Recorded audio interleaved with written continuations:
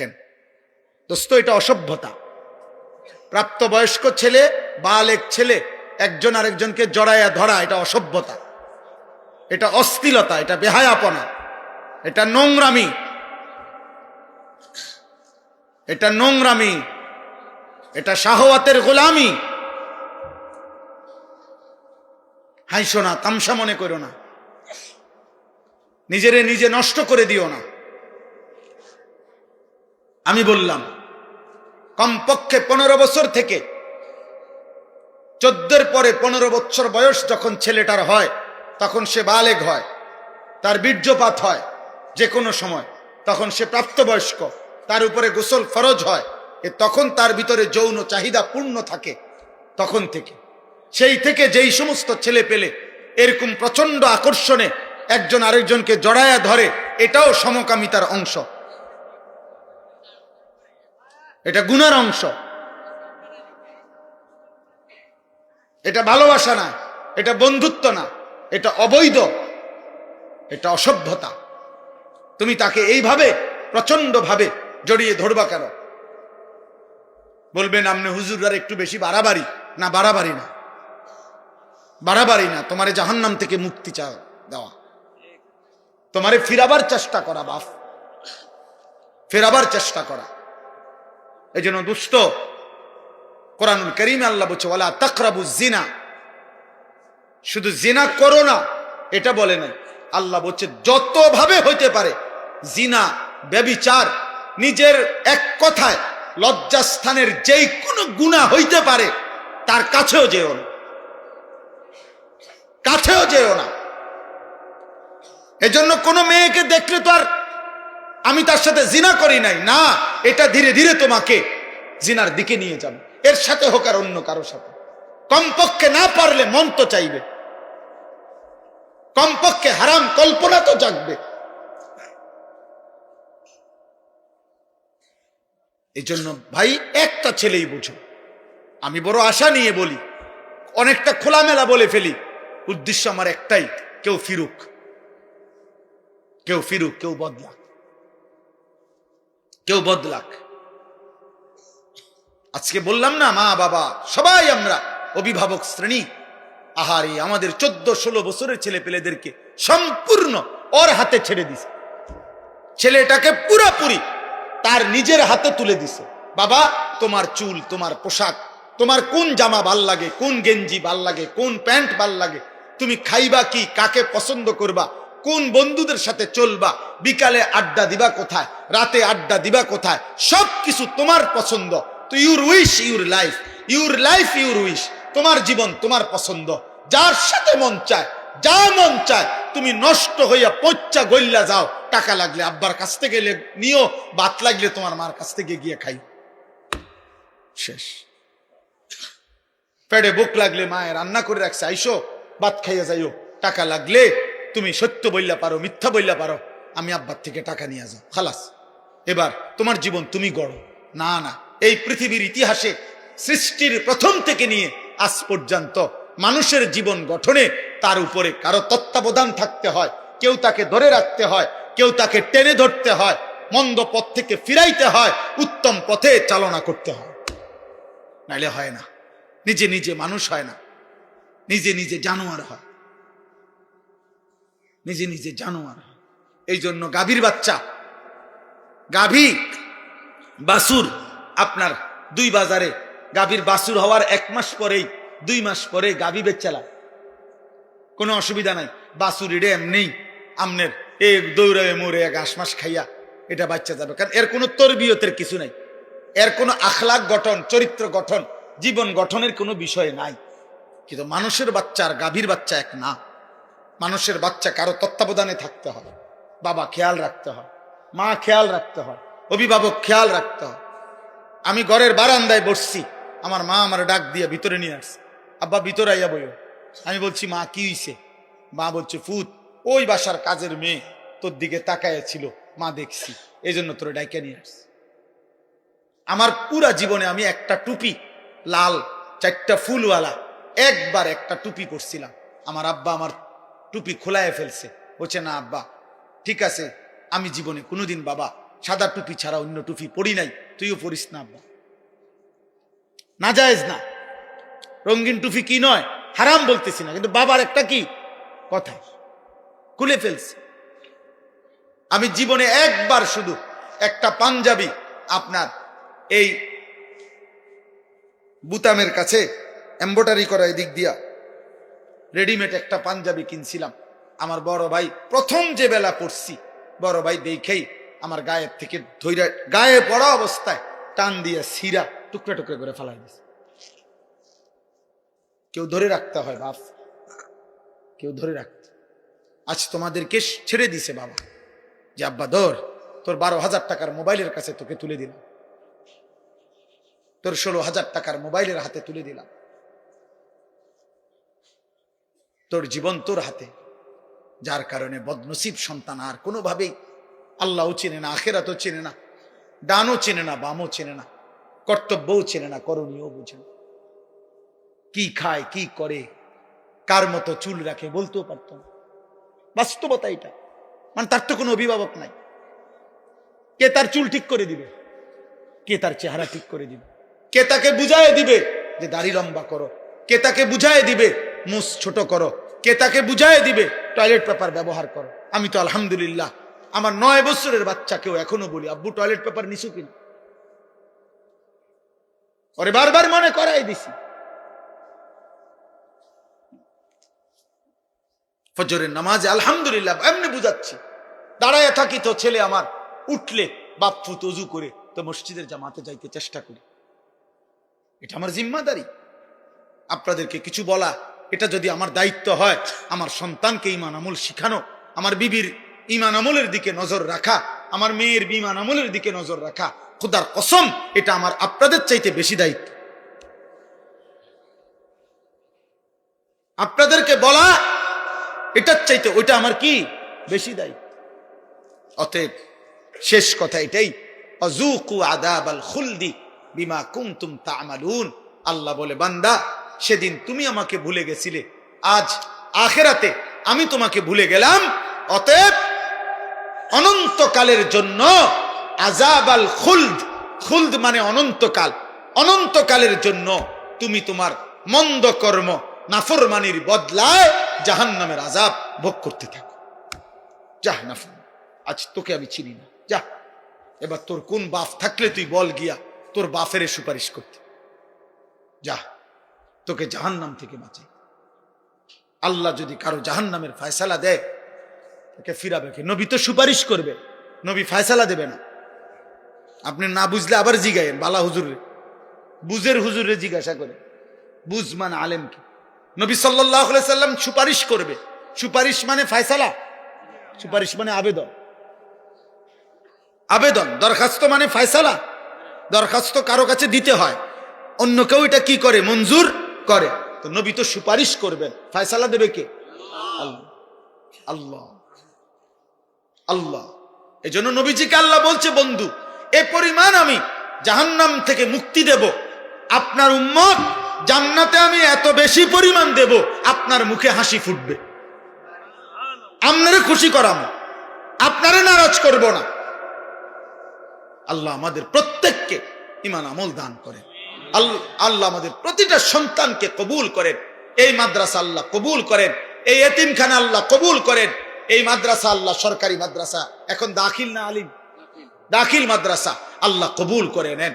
আলহামদুলিল্লাহ আমার ভাই হাফিজ ইয়াসিন ভাই, মৌলানা ইয়াসিন ভাই দীর্ঘদিন যাবত এই মাদ্রাসা হেফজখানা নিয়ে মেহনত করছে।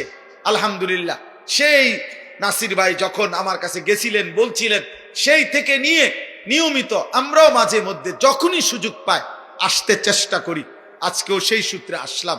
আমরা আপনাদেরকে ভালোবাসি, আপনারাও আমাদেরকে মহব্বত করেন, আমরা জানি। প্রিয় যুবক ভাই, নওজোয়ান ভাই, সবার কাছে বলি, আব্বা এমন সুন্দর জীবন নষ্ট করো না। এই পৃথিবীতে চরিত্রহীনতায় মৃত্যু হইলে নারী, ছবি, জিনা, ব্যভিচার, মদ, জুয়া, অসৎ চরিত্র নিয়ে দোস্ত মৃত্যু হলে খোদার কসম আব্বা তোকে কেউ মনে রাখবে না, তোরে কেউ মনে রাখবে না বাপ। কোন নাফরমানকে পৃথিবী মনে রাখে না রে বাপ, কোন পাপীকে পৃথিবী সম্মানের সাথে স্মরণ করে না। ফেরাউনের নামে পৃথিবীর কোন কুত্তার নামও নাই, নমরুদের নামে পৃথিবীর কোন কুত্তার নামও নাই। কিন্তু যখন জীবিত ছিল তখন তো দুনিয়া ভোগ করছে, করছে না? ফেরাউন তো বাদশা ছিল, তো হে কি ভানি ভাত খাইছে? সে কি শুধু ডাল ভাত খাইছে? নমরুদ তো বাদশা ছিল। সবচেয়ে বেশি অঞ্চলের বাদশা এই পৃথিবীতে যে কয়জন, তার মধ্যে নমরুদ একজন। আবু জেহেলের নামে পৃথিবীর কোন কুত্তার নামও নাই। কিন্তু সেদিন আবু জেহেল যেই সাহাবাদেরকে জুলুম করছে, ওই সাহাবাদের নামে পৃথিবীর কোটি কোটি ইমানদারের নাম আছে। উমাইয়া ইবনে খালফ যেই বেঈমান হযরত বেলালকে কষ্ট দিছে, তার নামে পৃথিবীর কোন জানোয়ারের নামও নাই, কিন্তু বেলালের পবিত্র নাম কোটি কোটি ইমানদারের আছে। মুমিনের নাম থাকে। আমি একটা ছেলেকেই বললাম, একজনকে, তোমাকেই বলছি ভাই, আমি ভোটের আশায় না যে সবার ভোট দরকার, আমি ভোটের আশায় তো আসি নাই, আমি আসছি আখিরাতের আশা। এই জন্য দয়া করে চলেন আজকের এই কালাচাঁদ কান্দি মাদ্রাসা এতিমখানার এই মুবারক মাহফিলে এই শেষ বেলায় আমরা দোয়া করি মালিকের কাছে। আর প্রত্যেকটা ভাই, যুবক, কিশোর, বয়স্ক বাবা নিজ নিজ ঈমান আমল আখিরাতের জন্য, গুনাহ ছেড়ে দেওয়ার জন্য আমরা দোয়া করি। ছেলেরা তুমি ফিকির করো, আল্লাহ বরকত দেবে ইনশাআল্লাহ। প্রতিদিন আমি আশার খবর বলি, প্রতিদিন এই গুনার রাজ্যে, গুনার এই সয়লাবের মধ্যেও প্রতিদিন উল্লেখযোগ্য পরিমাণ ছেলে পেলে, কিশোর, যুবক, মুসলিম প্রত্যেক দিন আলহামদুলিল্লাহ বাংলার জমিনে গুনাহ আর অসভ্যতা ছেড়ে দিয়ে আল্লাহর পথে ফিরতেছে আলহামদুলিল্লাহ। এমন ছেলের খবর যদি তোমার দরকার হয় আমার সাথে যোগাযোগ করো, আমি শোনাবো ইনশাআল্লাহ। আমি নাম দেব, ঠিকানা দেব, তুমি দেখে আইসো। যে ছিল চরিত্রহীন সে এখন ইমানদার, যে মেয়ে ছাড়া নারী ছাড়া বুঝতো না সে এখন পাক্কা তাহাজ্জুদের রাত গভীরে চোখের পানি ফেলে সেজদা দেয়। মনে করো না 2-4 জন ফালতু লোকের কারণে, 2-4 জন চরিত্রহীনের কারণে পৃথিবী ইসলাম আটকায় যাবে না। বাপ, ইসলাম আছে, ইসলাম থাকবে, আল্লাহর দিন থাকবে। আবু জেহেল সেদিন বিরোধিতা করছে, আবু জেহেল নাই, ইসলাম আছে। আবু লাহাব নাই, ইসলাম আছে, আছে না? এর জন্য আমাদের কেউ যদি না মানি, এ কারণে ইসলাম ঠকবে না, দিন ঠকবে না, আল্লাহর কোরআন ঠকবে না। কে ঠকবে? আমরা, আমি ঠকব। আল্লাহ আমাদেরকে মাফ করে দেন। আমার জন্য দোয়া করবেন, আমার মাদ্রাসার জন্য দোয়া করবেন। আমার যে ছোট্ট মাদ্রাসা কুমিল্লা ক্যান্টনমেন্ট ময়নামতি সাহেবের বাজার, প্রতি মাসের দ্বিতীয় শনিবার মাসিক ইসলাহি মাহফিল হয়। আগামী শনিবার 13ই ডিসেম্বর ইনশাআল্লাহ সকাল 10টা থেকে 12:30 পর্যন্ত মহিলাদের জন্য বয়ান হয়। আসর থেকে এশা পুরুষদের জন্য বয়ান হয়। ছেলেদেরও দাওয়াত দিলাম, বাবাদের কারো সুযোগ থাকলে যাওয়ার চেষ্টা করবেন। আমার একটা দোয়া চাই বিশেষভাবে। আমি একটা 1 মিনিটে বলি, আমার জীবনের একটা বড় স্বপ্ন, মুসলিম কিশোর যুবক ছেলেরা আল্লাহর দিকে ফিরবে, আল্লাহর দিকে ব্যাপকভাবে ফিরবে, নামাজি হবে, আগামী দিনে ইনশাআল্লাহ মাহদির পক্ষে লড়বে, এমন একটা স্বপ্ন আশা নিয়ে মুসলিম কিশোর যুবকরা যেন ব্যাপকভাবে ওযু, নামাজ, ঈমান, আমল, আখলাক, চরিত্র শিখতে পারে। এজন্য আমি একটা ভিন্ন উদ্যোগে আমার মাদ্রাসায় 118 শতক জায়গা একসাথে আমি কিনছি, প্রায় 2.5 কোটি টাকার উপরে জায়গার দাম, মাটির দাম। একটা উদ্দেশ্য, এই স্কুল, কলেজ, ইউনিভার্সিটি সহ সর্বস্তরের মুসলমান যেন বছরের যেই কোনো দিন, যার যেটুকু সময় আছে, এটুকু সময় যখনই আসবে কিছু না কিছু দিন শিখবে, ওযু, নামাজ, সূরা, কেরাত, দোয়া, কালাম, এরকম একটা আশা নিয়ে আমি একটা পূর্ণাঙ্গ বড় মাদ্রাসা করতে চাই। আমার স্লোগান, যে আসবে যখন দিন শিখবে তখন, যার সময় যতক্ষণ দিন শিখবে ততক্ষণ। শুক্রবার অনেকের ছুটি আছে, শনিবার অনেকের ছুটি আছে, কোনো পরীক্ষার বন্ধ আছে, সে ওযু শিখুক, নামাজ শিখুক। আলহামদুলিল্লাহ আমরা গত এই 1 বছরে আপনার 2 বার আমরা স্কুলের ছেলেদের জন্য আমাদের মাদ্রাসায় কোর্স করাইছি। এই পর্যন্ত প্রায় 450 ছেলে, না 350, 150, 500 ছেলে মোট এই পর্যন্ত আলহামদুলিল্লাহ 2 বারে আমাদের 30-32 জন ওস্তাদের কাছে 3 দিন লাগাতার থাইকা আমাদের মাদ্রাসা যখন বন্ধ দেয়, এই বন্ধের সময় আমরা 3 দিনের আয়োজন করি। এই বন্ধে আপনারা আলহামদুলিল্লাহ ওযু, নামাজ, সূরা কেরাত, 4টা সূরা, প্রয়োজন পরিমাণ কিছু সুন্নত আমল, ওযু, ইস্তেঞ্জা, টয়লেট, বাথরুম, ঢিলা, কুলুপ, পাক নাফাকের কিছু মাসআলা আমরা তাকে দিবারাত্রি প্রতিদিন 11 ঘন্টা করে কোর্সের মাধ্যমে 3 দিন লাগায়া শিখাইছি। আলহামদুলিল্লাহ, আলহামদুলিল্লাহ, আলহামদুলিল্লাহ। ফজর ক্যাম্পেইনের কাজ করি আমরা সারা বাংলাদেশ জুড়ে। আমাদের একটা স্বপ্ন যে ফজরের নামাজে মুসল্লি বাড়বে, কিশোর যুবক ফজরের নামাজ পড়বে, এটার একটা ক্যাম্পেইন করি, মানে প্রচারণা করি। আলহামদুলিল্লাহ, যে একটা যুবক সিদ্ধান্ত নিবে যে সে নিজে ফজর পড়বে, আরো সাথীদেরকে একজনকে সে ফজরের নামাজের জন্য ডাকবে। আমার একটা উদ্দেশ্য হলো এই যে আমি এটা দেখলাম, কি নাম, সমাজের জাগ্রত নাগরিক স্বজন, এ যারাই আয়োজন করেছেন, এটা আপনাদের কাছে আমার অনুরোধ, মানুষের কল্যাণ করতে হয় 2 ভাবে। এক হলো আর্থিক সেবামূলক কল্যাণ, আরেকটা হলো জীবন পরিবর্তন, আখিরাতমূলক কল্যাণ। একটি মুসলিম সংগঠন যেই হোক, যেখানে হোক, তাদের প্রথম দায়িত্ব হলো মুসলমানদের ঈমান আমল আখিরাতমুখী জীবন গঠনের কোনো না কোনো চেষ্টা করা। আর দ্বিতীয় দায়িত্ব হলো তাদেরকে সেবামূলক, অসহায়, গরিব, এতিম, দুস্থ, বিপদগ্রস্ত, বন্যার্থ, যেই কোনো ক্ষেত্রে তাদের পাশে দাঁড়ানো, আর্থিক সহযোগিতা করা, এটা একটা দায়িত্ব। আর জীবন পরিবর্তন একটা দায়িত্ব। এই জন্য এই ফজর ক্যাম্পেইনের কাজ আপনারা করতে পারেন। আলহামদুলিল্লাহ, যে একটা যুবক একজন যুবককে ডাকবে, তুমিও পড়বা, তুমি তোমার একজন বন্ধুকে ফজরের নামাজের জন্য উঠাইবা। এই তোমরা 2 জন হইলে, তোমরা 2 জন আবার 2 জনকে বললে 4 জন হবে, 4 জন বললে 8 জন হবে, 8 জন বললে 16 জন হবে। এটা কোনো দল না, আগামী নির্বাচনে প্রার্থী হমু এমন কিছু না, শুধু আখিরাতের জন্য, নামাজের জন্য। এটা আমি অনুরোধ করলাম। আমার অনুরোধ, আমরা প্রত্যেকে আখিরাতমুখী ভালো কাজের সাথে অংশগ্রহণ করব ইনশাআল্লাহ। আমার ওই মাদ্রাসার এই বিশাল জায়গা, আলহামদুলিল্লাহ, এটার জন্য দোয়া করবেন। আর্থিকভাবে যদি কারো সুযোগ হয় সহযোগিতাও করবেন। এই 2.5 কোটি টাকার জায়গা, অনেক আল্লাহর বান্দা সারা বাংলাদেশ থেকে যে যেমনে যেটুকু দিচ্ছে, আমরা সুদ করতেছি, প্রায় 1.5 কোটি টাকা সুদ হয়েছে, আরো বাকি আছে অনেক টাকা। 4200 টাকা এক মুসল্লা পরিমাণ, নামাজের জায়নামাজ পরিমাণ জমির মূল্য। এই টাকাটা আমরা একটা কাগজের মাধ্যমে প্রচার করি, যদি কেউ দেয় আমরা তাকে আমাদের মাদ্রাসার আজীবন উন্নয়ন সদস্য হিসেবে উনার নাম উঠাই। প্রতিটা দোয়ায় সাদকায়ে জারিয়ার সওয়াব হিসাবে উনি ইনশাআল্লাহ পাইতে থাকবে, কম বেশি আরো হইতে পারে। যে জন্য বললাম, আপনারা আমারে মহব্বত করেন, আমিও আপনাদেরকে মহব্বত করি। আল্লাহ আপনাদের প্রত্যেককে ভালো কাজে, নেক কাজে অংশগ্রহণ করার তৌফিক দান করেন। আলহামদুলিল্লাহি রাব্বিল আলামিন। আল্লাহুম্মা আনতাস সালাম ওয়া মিনকাস সালাম, তাবারাকতা ইয়া দাল জালালি ওয়াল ইকরাম, ইয়া আরহামার রাহিমিন, ইয়া আরহামার রাহিমিন, ইয়া আরহামার রাহিমিন। রব্বানা যালামনা আনফুসানা ওয়া ইল্লাম তাগফির লানা ওয়া তারহামনা লানাকুনান্না মিনাল খাসিরিন। রব্বানা আতিনা ফিদ দুনিয়া হাসানা ওয়া ফিল আখিরাতি হাসানা ওয়া কিনা আযাবান নার। রব্বিরহামহুমা কামা রব্বায়ানি সগীরা। রব্বানা হাব লানা মিন আজওয়াজিনা ওয়া যুররিয়াতিনা কুররাতা আ'য়ুন ওয়াজআলনা লিল মুত্তাকিনা ইমামা।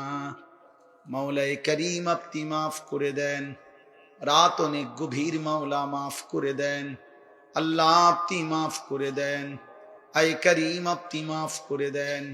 গভীর রজনীতে আপনি মাফ করে দেন, আল্লাহ আপনি মাফ করে দেন।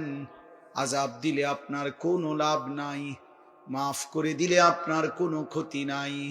আযাব দিলে আপনার কোনো লাভ নাই, মাফ করে দিলে আপনার কোনো ক্ষতি নাই। মাফ করলে আপনার ভান্ডারে কমবে না, মাফ না পেলে আমাদের উপায় থাকবে না। এত গুনাহ নিয়ে কেমনে যাব কবরে মাওলা? হাসরের ময়দানে দাঁড়াবো কেমনে রে মাওলা, মদিনার বন্ধুর সুপারিশ চাইবো কেমনে মাওলা, হাউজে কাউসারের পানি মিলবে কিভাবে মাওলা। এই করিম আপনি মাফ করে দেন, এই মাওলা আপনি মাফ করে দেন। আপনার গোলাম, আপনি তাড়ায় দিয়েন না, আপনি ফিরায়া দিয়েন না। আপনি ফিরায়া দিলে আশ্রয় দেবে কে মাওলা, আপনি ছাড়া বান্দার ভরসা তো কেউ নাই মাওলা। হাসবুনাল্লাহু ওয়া নি'মাল ওয়াকিল, নি'মাল মাওলা ওয়া নি'মান নাসির। লা ইলাহা ইল্লা আনতা সুবহানাকা ইন্নী কুনতু মিনাজ জালিমিন, ইন্নী কুনতু মিনাজ জালিমিন।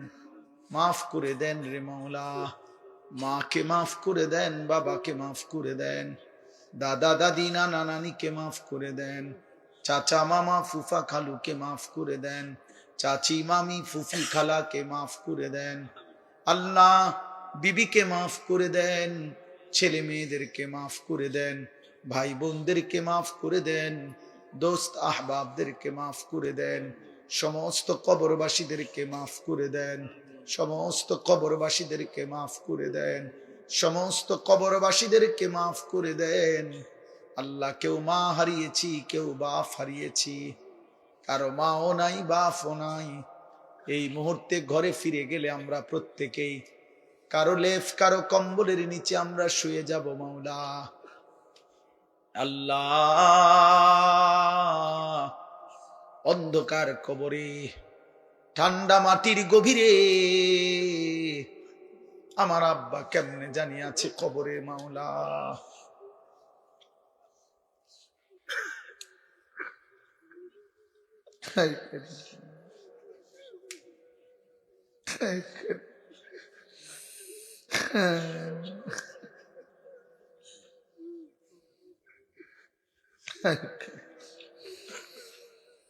আল্লাহ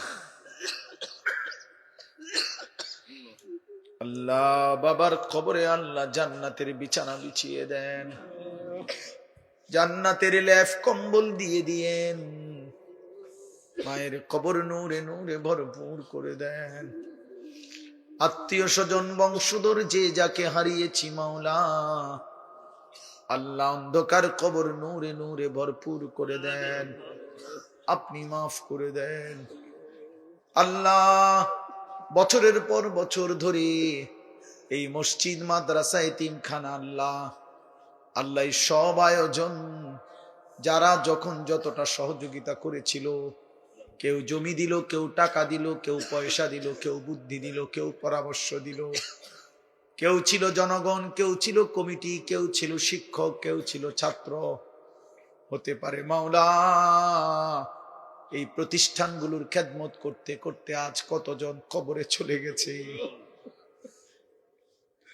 পৃথিবীবাসী হয়তো অনেকের নাম ভুলে গেছে, যে 10 টাকা দিছিল তাকে তো কেউ চিনে না রে মাওলা, যে হয়তো গোপনে 50 টাকা দিছিল তারে তো কেউ চিনে না রে মাওলা, আপনি তারেও মাফ করে দেন, আপনি তাকেও মাফ করে দেন, প্রতিটা কবরবাসীকে মাফ করে দেন। আমরা যারা বেঁচে আছি আমাদের জীবন সুন্দর করে দেন আল্লাহ। শুরু থেকেই পর্যন্ত যত কিশোর যুবক এসেছিল বসেছিল মাওলা, প্রতিটা যুবককে বদলে দেন, বদলে দেন, বদলে দেন। আমি ভিক্ষা চাই রে মাওলা, আমার নওজোয়ানের সেজদা চাই আমি মাওলা, আমার সন্তানদের সেজদা চাই মাওলা, আমার যুবকদের সেজদা চাই মাওলা। অনেক দিন হয় এরা আপনাকে ভুলে গেছে মাওলা, অনেক দিন হয় আপনাকে সেজদা দেয় নাই মাওলা, আপনি দিলটা বদলে দেন, আপনি দিল বদলে দেন, দিল বদলে দেন। ইয়া মুকাল্লিবাল কুলুব সাব্বিত কুলুবানা আলা দীনিক, ইয়া মুসাররিফাল কুলুব সাররিফ কুলুবানা ইলা তাআতিক।